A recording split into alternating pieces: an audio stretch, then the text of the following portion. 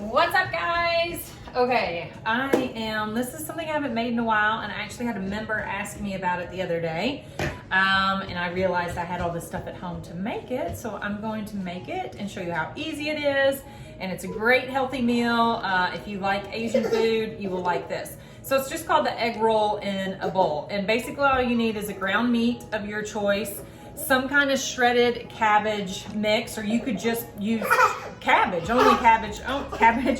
only. Sorry, this one likes to be in the camera. Cabbage only with it, and then you just need ginger, minced garlic, geez, drawing a blank here, minced garlic, and then the Bragg's liquid aminos, okay?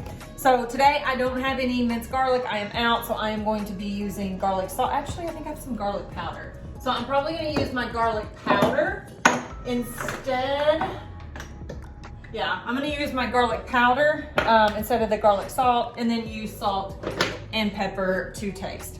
So what I've decided to make mine with this time is I'm gonna do it more of a true traditional egg roll in a bowl, and I'm gonna use a pork. This is a pork that I got from Trader Joe's. It is no antibiotics, no hormones, crate-free, so like the grass-fed, pasture-raised version of pork.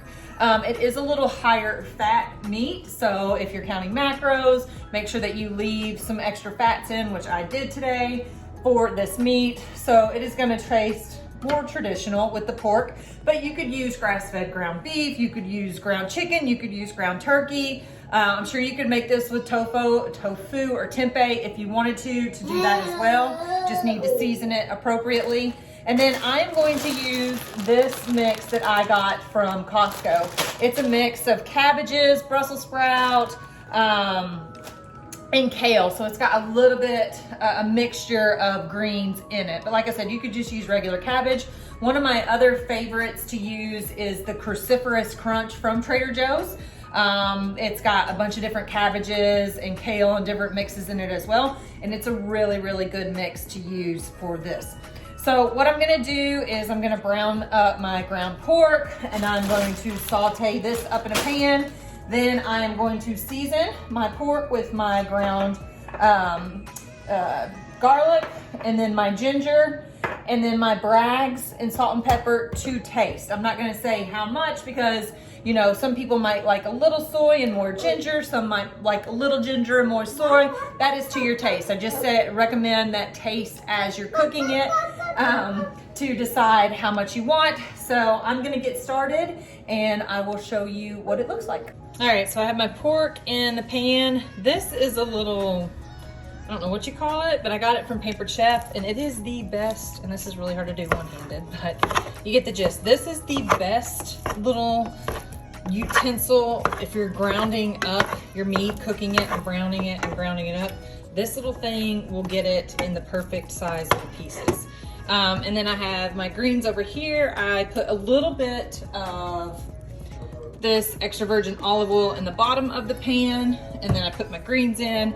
Then I sprayed the top with a little bit of this, and then put some salt and pepper on it, and just gonna cook it down.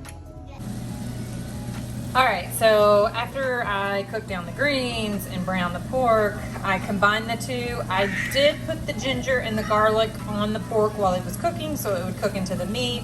Combine the two, and then I put a little bit of the Bragg's Aminos in there. I go light-handed on this because this is an easy add for each person as they're eating it to the amount of amino, soy sauce, saltiness that they want to add.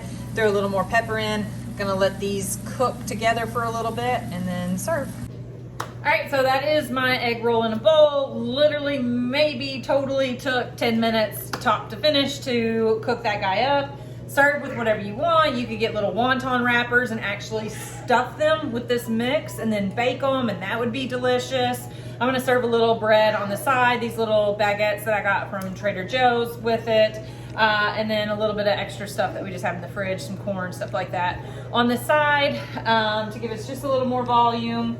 But that's it. That's super easy. That is one that will help get your protein up, get your veggies in, and I mean, you can make a ton of it and then use it, like I said, you know, make little wontons, eat it as is. You could do other stuff with it. I don't know, throw it on top of a salad. So it's pretty versatile actually. So I hope you enjoyed it.